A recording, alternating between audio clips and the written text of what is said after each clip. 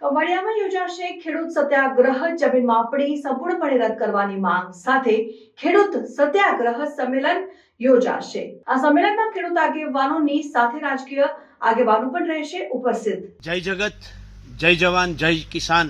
ખેડૂત મિત્રો, દ્વારકા જિલ્લાના 239 ગામોમાં શક્ય એટલા મોટા ભાગના ગામમાં છેલ્લા 1.5 મહિનાથી ગામે ગામ જઈ અને જે ગામમાં 5 ખેડૂતો મળ્યા, 50 મળ્યા કે 200 ખેડૂતો મળ્યા, દરેકને એક વાત સમજાવવાનો પ્રયત્ન કર્યો છે કે જમીન માપણી રદ થાય એ એકમાત્ર ઉપાય છે.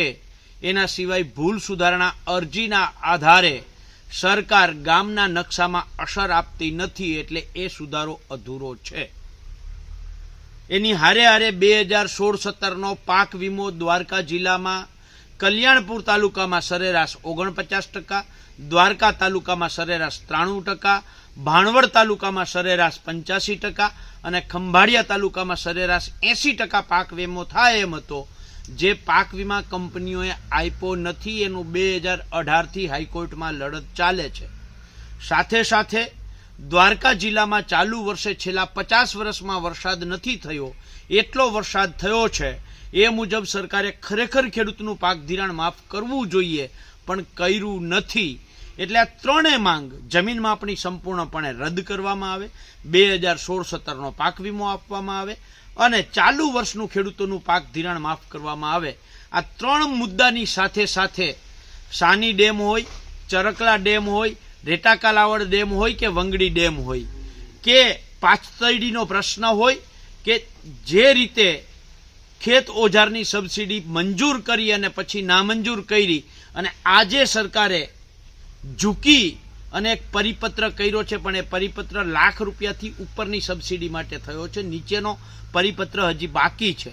એટલે આ તમામ મુદ્દાઓને લઈ અને આપ સૌને, દ્વારકા જિલ્લાના ખેડૂતોને તો વિનંતી કરું જ છું, હારે હારે બાજુના પડોશી જિલ્લા જામનગર અને પોરબંદર જિલ્લાના ખેડૂતો પણ વિનંતી કરું છું કે આ લડાઈ જમીન માપણીની લડાઈ દ્વારકાના એકની નથી.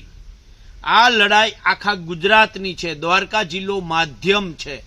આ લડાઈ પાલભાઈ આંબલિયાની લડાઈ નથી. આ લડાઈ કિસાન કોંગ્રેસની લડાઈ નથી. આ લડાઈ કોંગ્રેસની લડાઈ નથી. આ લડાઈ આપણા સૌની, ખેડૂતોની, આપણા હક અધિકારની, આપણી ખોટી જમીન માપણી, એના ખોટા દસ્તાવેજો એ રદ કરવાની લડાઈ છે. આપણો ખવાઈ ગયેલો પાક વીમા માટેની લડાઈ છે.